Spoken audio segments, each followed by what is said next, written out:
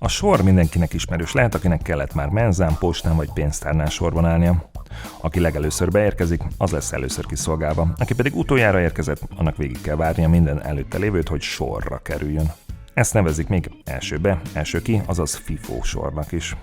A veremmel pedig akkor találkozhattál, amikor egy bevásárlás után elpakoltál a szatyrodba, de későn kaptál észbe, hogy a Kinder pingvit, amit hazafele menet elmajszoltál volna, a szatyor aljára tetted. Ekkor mindent le kellett venni a tetejéről, kivenni a Kinder pingvit, majd visszapakolni. True story. Ilyen a verem adastruktúra, hogy mindig csak a legfelső, utoljára beérkezett elemet tudod kiszedni. Bármi mást el akarsz lejjebb érni, le kell szedni a tetejéből a többit. És ezt LIFO sornak is nevezik. Ennek a videónak a témája a verem és a sor. Tehát ezek olyan adastruktúrák, amiknek csak a két végéről lehet levenni vagy rakni rá elemeket.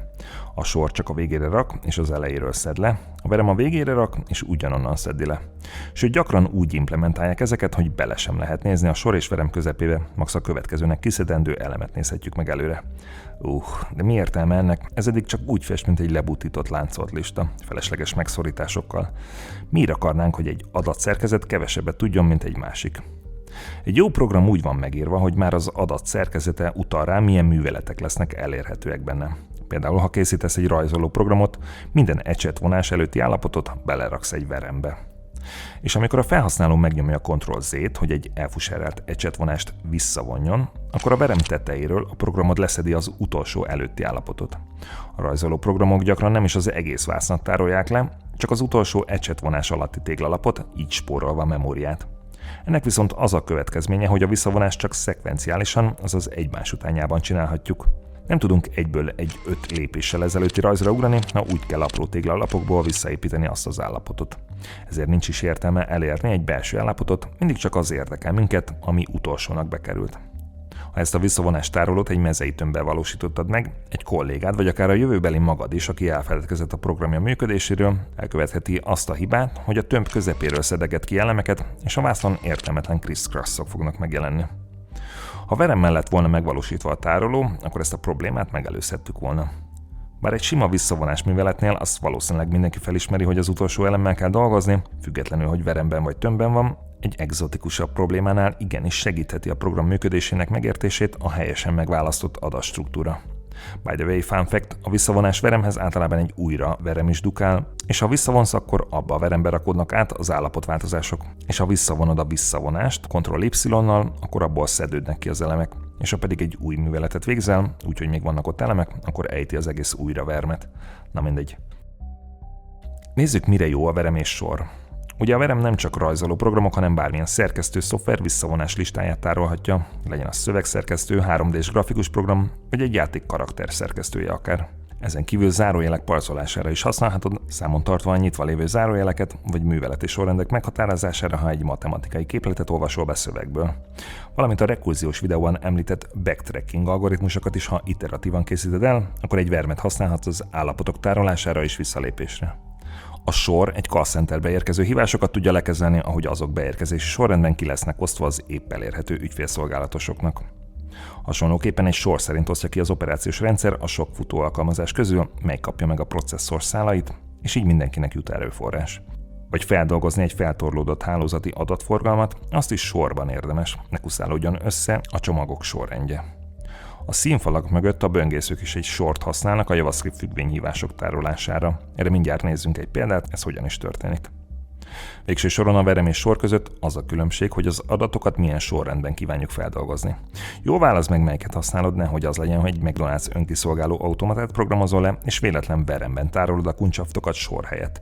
És Jóska, aki reggel 8-kor kikérte a megreggeléjét, estig kornyadozik, mert mindig jött utána valaki, aki hamarabb lett kiszolgálva. Na de nézzük, mi is a helyzet ezzel a JavaScript függvényhívási sorral. Időzítve hívjunk meg 2 függvényt 1, illetve 2000 másodperc múlva, most meg álljunk neki valami nagy műveletnek, ami legalább 5000 másodpercig fut. Amikor eltelt az 1 és 2000 másodperc, ezek a függvények már nagyon szeretnének elindulni, de mivel a JavaScript csak egy processzorszálat használ, így ki kell várniuk a sorukat, amíg a jelenlegi futó függvény le nem fut. Addig is bekerülnek egy sorba, és ha befejeződött a futó függvény, akkor ebből veszi ki a JavaScript a következőnek futtatandó függvényt. Érkezési sorrendben, tehát az elejéről. Szóval itt következőnek lefut az 1-eske, azután ha befejeződött, akkor a 2-eske.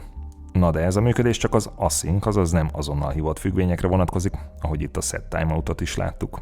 A rendesen hívott függvények nem egy sorba kerülnek be, hanem azonnal nekiáll a program. De mi történik ilyenkor a félig lefutott függvénnyel, amiben vagyunk? Nos, az ott marad a függvényhívási veremben, és rápakoljuk az újonnan hívott függvényt. Ugyanis a következőnek hívandó függvények sora mellett, vagyis a task queue, ott van egy már meghívott függvények verme, azaz a call stack. Ha egy új függvény elindul, legyen az async vagy sem, rákerül ennek a veremnek a tetejére, a kontextusával együtt, azaz, hogy milyen változókat ér el, milyen adatra lát rá. És ha ő lefutott, akkor kikerül a veremből, és folytatódik az őt hívó függvény. Amikor mondtam egy korábbi videóban, hogy a JavaScriptben a rekurzió 10.000 remélyre mehet le, az ennek a veremnek a maximum mérete. No, de ez a JavaScript belső működése egy súlyos téma. Ami nekünk mezei fejlesztőnknek ebből kell, az max annyi, hogy tudjuk, az async hívások milyen sorrendben fognak beesni. Evezzünk könnyebb vizekre, nézzük meg JavaScriptben, hogyan implementálhatod le a sort és vermet saját magad. A beépített tömb már tud veremként és sorként viselkedni, a push a végére rak egy elemet, a pop onnan szed le, és a shift pedig az elejéről szed le egyet. Viszont így továbbra is bele lehet kontárkodni a tömb közepébe, szóval ha ezeket a metódusokat egy függvénybe pakoljuk, és az egész hóbelebancot egy objektumba belerakjuk, akkor már jobban éreztethetjük, hogy itt egy veremről van szó. A this szócska itt belül azt jelzi, az őt hívó objektum kontextusából vegye ki az elemeket, tehát ha meghívjuk, hogy verem.berak, akkor a verem elemek tulajdonságába fog pusholni. Egy kevésbé fapados megoldás lenne amúgy, ha egy helyben létrehozott objektum helyett egy osztályt hoznánk létre, és azt példányosítanánk, de ebbe most nem megyek bele.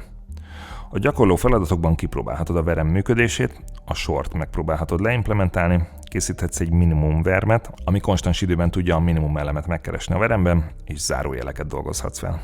A következő videóban pedig a fa adatszerkezetről lesz szó.